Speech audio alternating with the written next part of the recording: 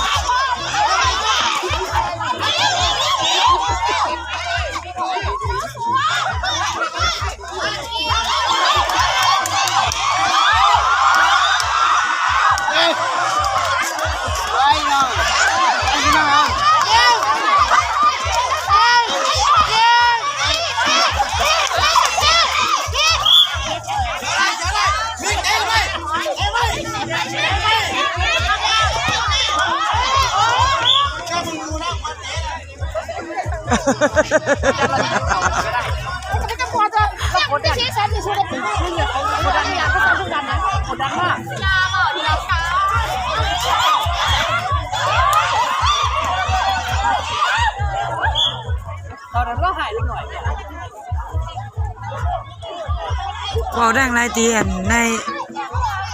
น้ำนี่ถามวันนี้บ่แม่นนั่นว่า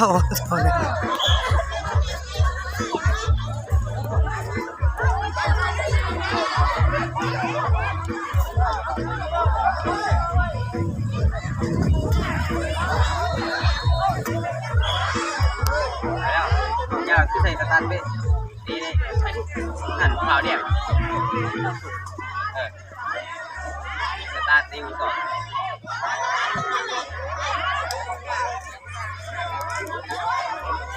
ข่าวถูก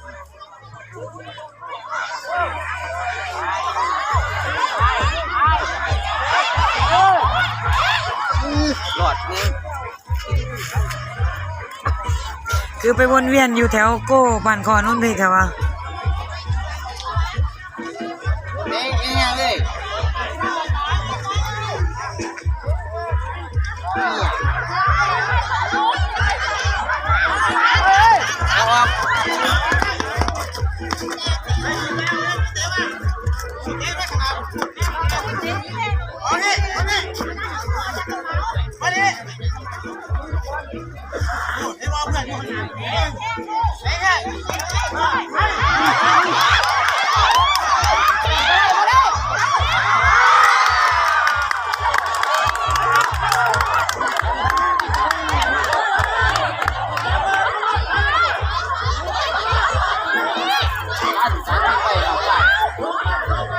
ตอนนี้1 ประตูต่อ 1แล้ว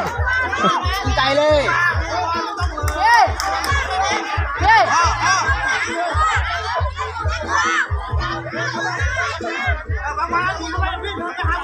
น้ำก็เทศนอกแน่ๆน้ำเว้ย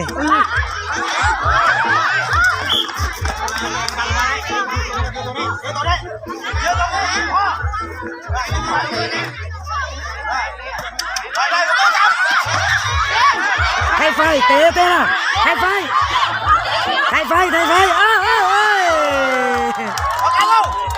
เสียได้มาสีแด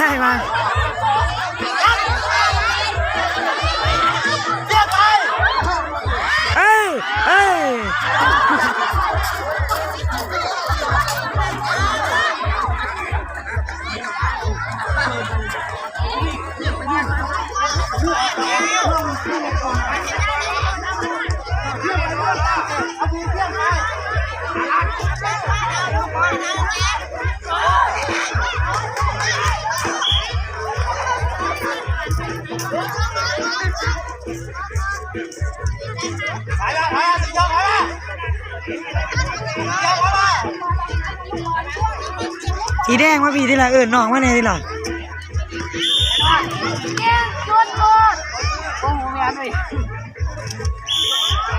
บางบอลให้บางบอลให้ดิบางบอลให้บางบอลให้บางไปอีกเข้าไปอีก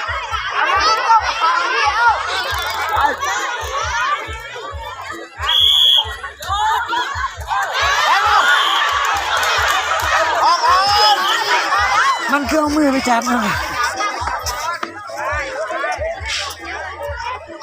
พี่ไอ้พี่บอลต้องไปเลยเก็บบอล